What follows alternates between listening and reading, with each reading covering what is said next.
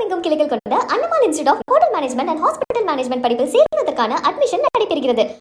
நாகையில் மனிதநேய மக்கள் கட்சி தலைவர் ஜவாஹிருல்லாவை விமர்சித்து ஒட்டப்பட்ட போஸ்டர் குறித்து திமுக நிர்வாகி விளக்கம் அளித்துள்ளார். நாகப்பட்டினத்தில் மனிதநேய மக்கள் கட்சி தலைவர் ஜவாஹிருல்லா இனிவரும் தேர்தல்களில் தனிச்சின்னத்தில் போட்டியிட தீர்மானம் நிறைவேற்றியிருப்பதற்கு எதிர்ப்பு தெரிவித்து ஒட்டப்பட்ட போஸ்டர் சர்ச்சையை ஏற்படுத்தியது. இது குறித்து பேசிய திமுக நிர்வாகி AKS முருகன், கடந்த தேர்தலில் உதயசூரியன் சின்னத்தில் ஜவாஹிருல்லா வெற்றி பெற திமுக தொண்டர்கள் கடுமையாக உழைத்ததாக கூறினார். தனி சின்ன தீர்மானத்தை எதிர்க்கவில்லை என்றாலும் அது அறிவிக்கப்பட்ட நேரம் தொண்டர்களுக்கு மனவேதனை அளித்ததாக தெரிவித்தார். மேலும் ஜவாஹிருல்லா மீண்டும் திமுக கூட்டணியில் போட்டியிட்டாலும் அவரது வெற்றிக்காக முழுமையாக பணியாற்றுவோம் என்றும் இது ஒரு தொண்டனின் ஆதங்கம் மட்டுமே என்றும் விளக்கம் அளித்தார். எம்எல்ஏக்கு எதிராக போஸ்டர் கிடையாது.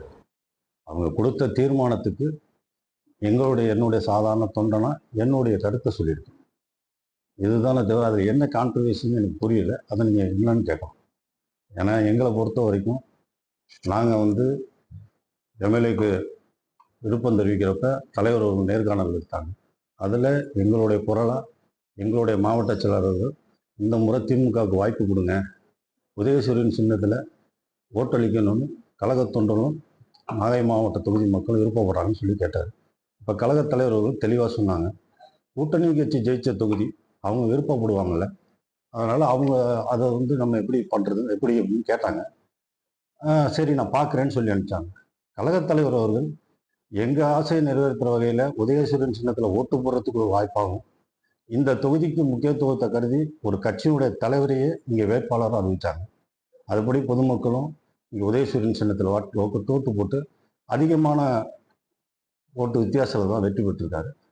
இந்த உதயசூரியன் சின்னம் கிடைச்சதில் அதிகமாக வேலை பார்த்தது இந்த கழக நிர்வாகிகள் தொண்டர்கள். அவ்வளோ சந்தோஷம்.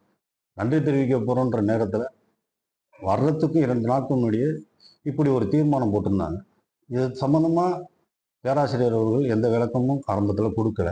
ஆனால் நன்றி தெரிவிக்க வர செய்தி எங்கள் கழக நிர்வாகிகள்கிட்டேருந்து ரெடியாக இருங்க, நன்றி தெரிவிக்க வரதா சொல்லியிருந்தாங்க.